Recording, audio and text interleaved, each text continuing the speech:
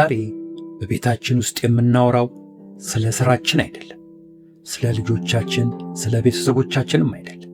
ዛሬ ቤታችን የገባው ወሬ አንድ ብቻ ነው። ስለ ኑሮ ውድነት፣ ኑሮ እንዴት ተወደደ የሚል ነው። የሸቀጦች ዋጋ በየዕለቱ እየጨመረ እንደ እሳት ይለበልበናል። ገቢያችን እያነሰ እንጂ እየጨመረም አይደለም።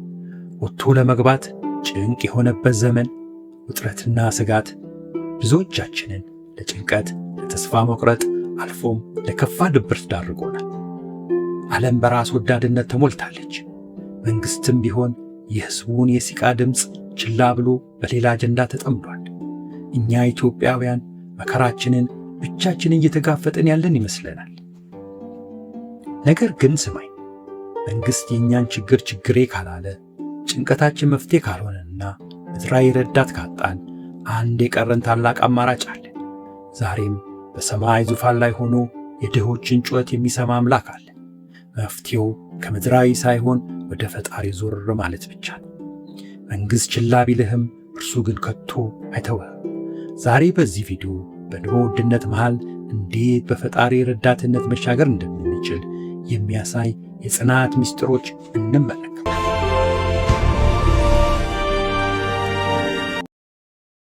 በአንድ ወቅት የምዕራብ አፍሪካዊቷ ሀገር ጋና እንደኛው የዋጋ ግሽበት ጣሪያ ነክቶ የነዳጅና የምግብ ዋጋ ከአቅም በላይ በሆነበት ወቅት ጋናውያን አንድ ትልቅ ትምህርት ለዓለም አስተምረዋል።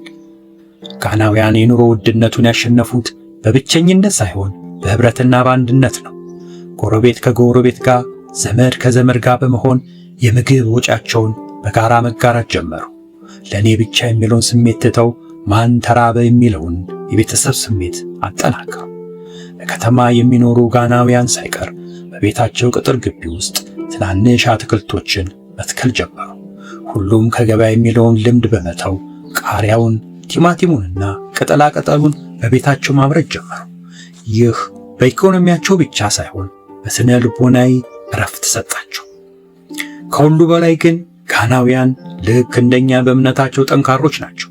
በየአድባራቱና በየቤተ ክርስቲያኑ ይህ ጊዜ ያልፋል የሚል ተስፋ ሰበኩ። ጭንቀታቸውን በጸሎት ወደ ብርታት ቀየሩ። ከጋናውያን የምንማረው በአንድነት ሆነን ከተባበርን የማንወጣው ችግር እንደማይኖር ነው።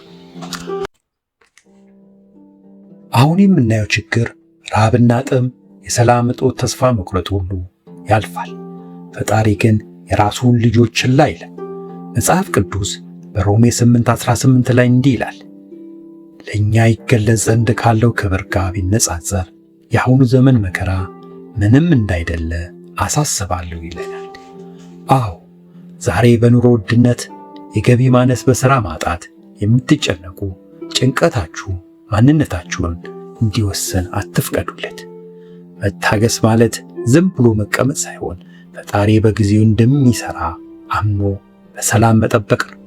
እስራኤላውያን በምድረ በዳ ለ40 ዓመት ሲጓዙ ልብሳቸው አላረጀም፣ እግራቸው አላበጠም።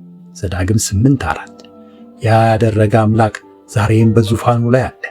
ፈጣሪ ረስቶኛል ብለህ ይሆናል። ፈጣሪ ግን ልጆቹን አይረሳም። ቃሉን የሚጠብቅ እውነተኛ አምላክ ነው። አንተ በርሱ ተማመን እንጂ። ቀደምት አባቶች በረሃብና በችግር ጊዜ የተረፉት አንዱ ለአንዱ ማሰብና ተካፍለው በማደራቸው ነው።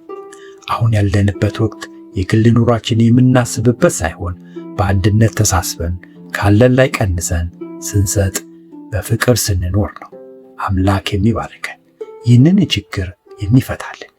ብዙዎቻችን ነገን በስጋት እንመለከታለን። ነገር ግን ጌታችን መድኃኒታችን ኢየሱስ ክርስቶስ በማቴዎስ ወንጌል 6:26 ላይ እንዲህ ይላል፣ በከንቱ አትጨነቁ፣ የሰማይ ወፎችን ተመልከቱ፣ አይዘሩም፣ አያጭዱም፣ በጎተራም አይከቱም፣ የሰማይ አባታችሁ ይመግባቸዋል። እናንተስ ከእነርሱ እጅግ አትበልጡምን? ወፎችን የመገበ አምላክ የእርሱ አምሳያ የሆንከውን አንተ አይረሳህም። የኑሮ ውድነት ለፈጣሪ አዲስ አይደለም። እርሱ ካለው ነገር በላይ የሌለውን መፍጠር አቅም አለው። ከመንፈሳዊ ዓለም ይህንን ካየን፣ ሳይንስ ደግሞ ይህን ይመክረናል። ከቁጥጥራችን ውጭ የሆኑ ነገሮች ላይ መጨነቅ አእምሮን ያደክማል።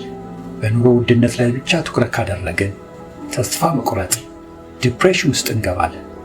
ትኩረታችን መሆን ያለበት በሌሎች አማራጮች ገቢን ለማሳደግ መጣር ላይ መሆን አለበት። ሶሻል ሚዲያ ጊዜ ማሳለፊያ ብቻ ሳይሆን አዳዲስ ክህሎቶችን ለመማርና ተጨማሪ ገቢን ለማግኘት ተጠቀሙበት። በኑሮ ውድነት ጊዜ ወጪን መቀነስ መፍትሄ ነው። አስፈላጊ ያልሆኑ ወጪዎችን መቀነስ ብልህነት ነው። ለኑሮ ለራስና ለቤተሰብ አስፈላጊ የሆኑ ነገሮችን ብቻ ወጪ አድርግ። ሌላው በሌላ ጊዜ ትሞላዋለህ። የኑሮ ውድነቱ ሰልጥኖብህ ይሆናል። ጭንቅ ገብቶ ይሆናል። ነገር ግን በጭራሽ እንዳትሸነፍ። ይህ ግዴታ ነው። አለበለዚያ ወድቀህ ነው የምትቀረው። ሳይንሱ የሚነግረን ፎከስ ኦን ዋት ዩ ካን ኮንትሮል፣ መቆጣጠር የምትችለው ላይ ትኩረት አድርግ። ዛሬ ላይ ቆመ የምትሰራው ስራ፣ የምታነበው መጽሐፍና ለቤተሰብ የምታሳየው ፍቅር ነገህን ይወስነዋል። ጥንታዊ ፈላስፎች እንደሚሉት ችግሩ ራስህ ሳይሆን ችግሩ የምታይበት መንገድ ነው የሚያስጨንቅህ። አይምሮህ በዲጂታል ጫጫታና በክፉ ወሬዎች አታስጨንቅ። ይህ ዘመን ያልፋል። ታሪክ የሚዘክረው ግን በችግሩ ጊዜ ተስፋ የቆረጠውን ሳይሆን በጨለማ መሃል ሻማ ያበሩትን ነው። አንተ ዛሬ ለልጆች የምታሳየው ጥንካሬ ነገ እሱን ለሚገነቡት ኢትዮጵያ መሰረት ነው። ካለን ነገር ጋር ተስማምተን አዲስ የፈጠራ መንገዶችን ፈልገን በትንሽ ነገር ትልቅ ደስታን መፍጠር ይቻላል። ኢትዮጵያ ሁሉም ያልፋል። ዛሬ የምታልፈው መከራ ለታሪክህ ማጣፈጫ ይሆናል። እባካችሁ ተስፋ አትቁረጡ። እርስ በርሳችሁ ተደጋገፉ። ይህ ቪዲዮ ለሚያዝኑ መጽናኛ እንዲሆን ሼር አድርጉ። እኛ ካልተደጋገፍን ማንም አይረዳንም። እግዚአብሔር ኢትዮጵያን ይባርካት። አሜን።